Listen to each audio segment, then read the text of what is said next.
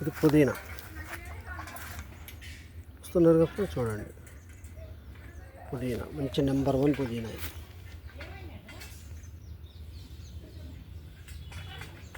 తమలపాకు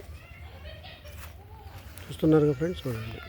ఇవన్నీ కూడా ఆయుర్వేదమే. పుదీనా జలుబు, దగ్గు ఇలాంటి వాటికి పుదీనా కషాయం తాగితే పొద్దున్నే చాలా మంచిది. పుదీనా టీ కూడా చేసుకోవచ్చు. తులసాకు పుదీనా టీ చాలా బాగుంటుంది.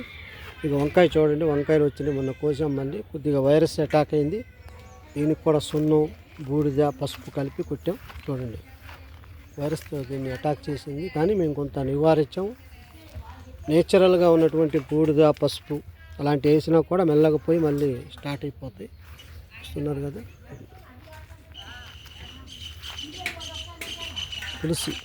తులసి కూడా చూడండి, తులసి వనం, తులసి మొక్కలు.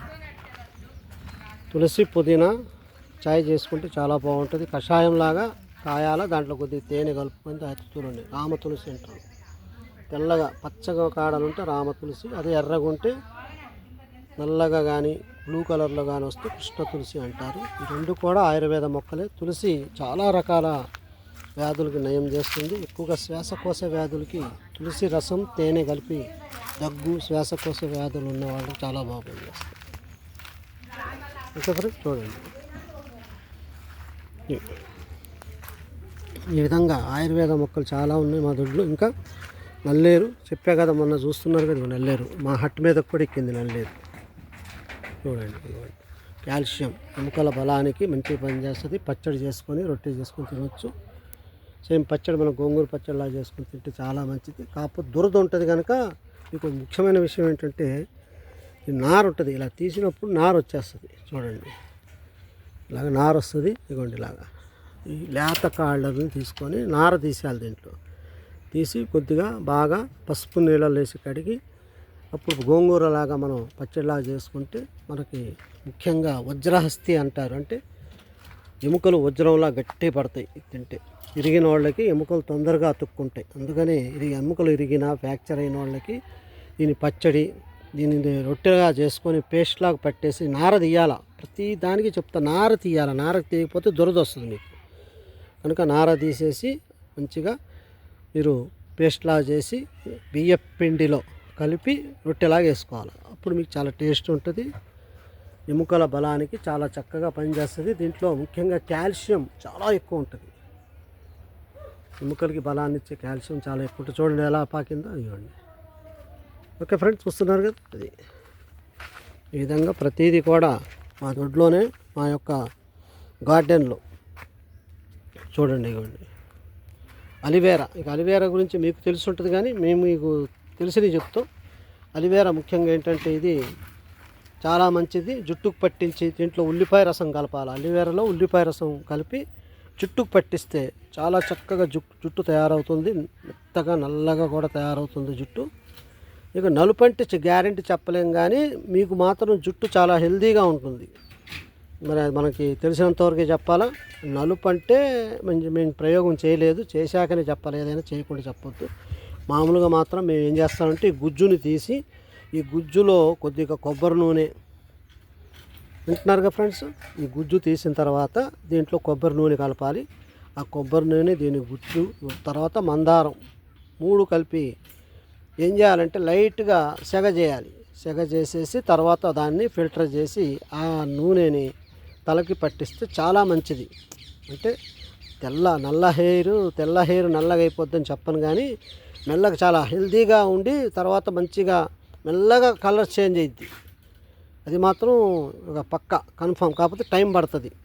చాలా ఆరోగ్యం. చుండ్రు కానీ, దురదలు కానీ, తలలో ఏదన్నా పుండ్లు కానీ ఉంటే దెబ్బకి ఒక 2-3 రోజులు పెడితే సారు, మొత్తం నీట్గా అయిపోతుంది తల. మళ్ళీ మీకు ఎలర్జీలు పోతాయి. తలలో ఏమన్నా దురదలు, ఎలర్జీలు, పుండ్లు అలాంటివి ఉన్నా పోతాయి.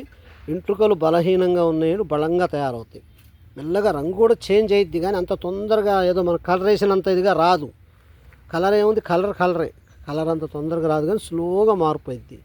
కనుక మీకు నా నమ్మకం ఉంటే మీరు ప్రయోగం చేయండి ఒకసారి. మీరు కూడా చాలా చలవ, కంటికి మంచిది, కళ్ళకు కూడా చాలా మంచిది.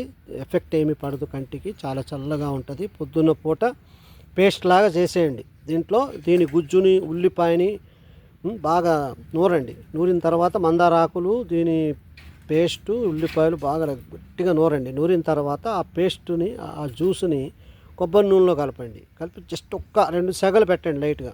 కొద్దిగా వేడి చేశాక మళ్ళీ తీసేసి ఫిల్టర్ చేయండి. చేసి ఆ యొక్క నూనెని మీరు మళ్ళీ కొబ్బరి నూనెలో ఒక అర లీటర్ నూనెలో కలుపుకొని పెట్టుకుంటే మీరు ఎనీ టైం అన్నా ఎప్పుడైనా రాసుకోవచ్చు. కాకపోతే ఒక వారంలోనే వాడాలి, మళ్ళీ ఎక్కువ మీరు నిలవ పెట్టవద్దు.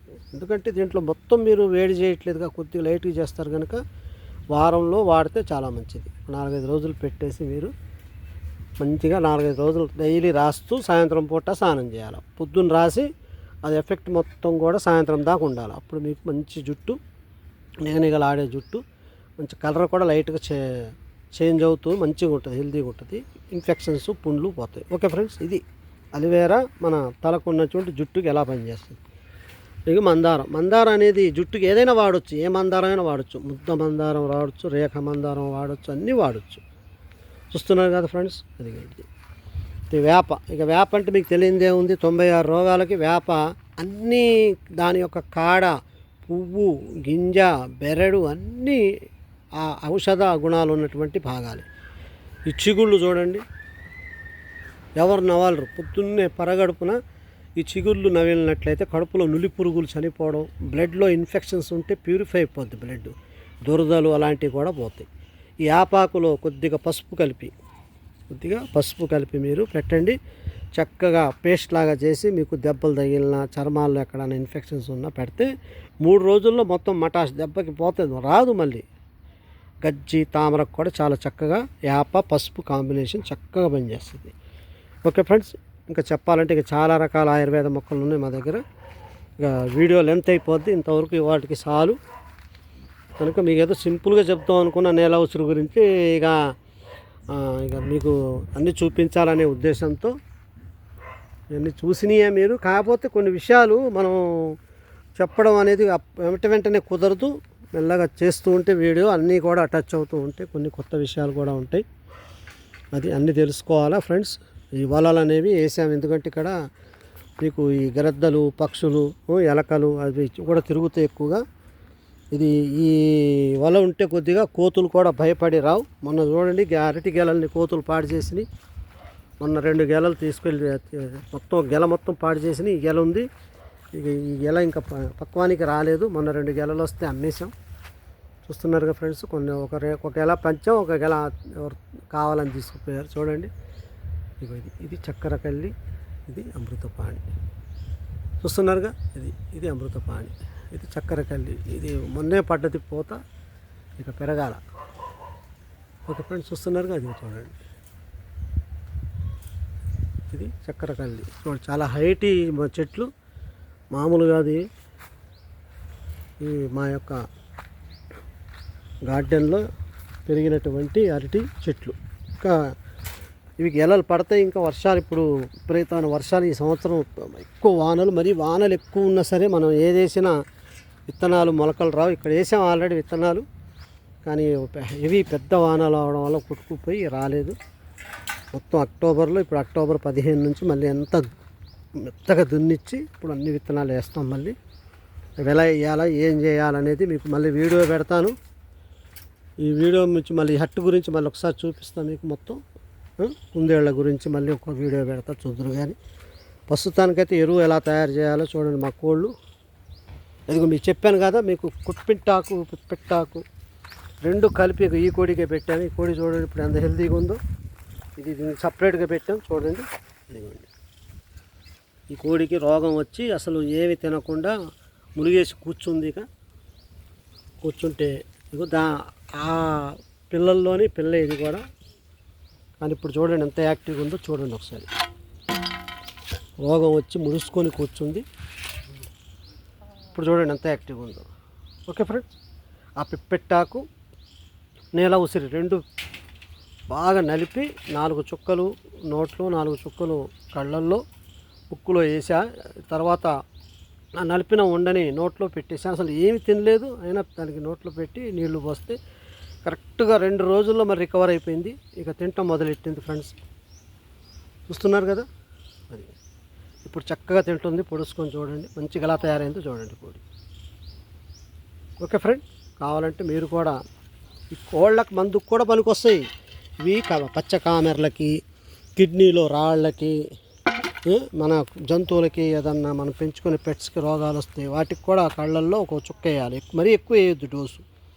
వాటికి ఏదన్నా ఇన్ఫెక్షన్స్ కానీ వచ్చి ముడుచుకొని కూర్చుంటే వాటికి నేను ఇదే వేస్తూ ఉంటాను.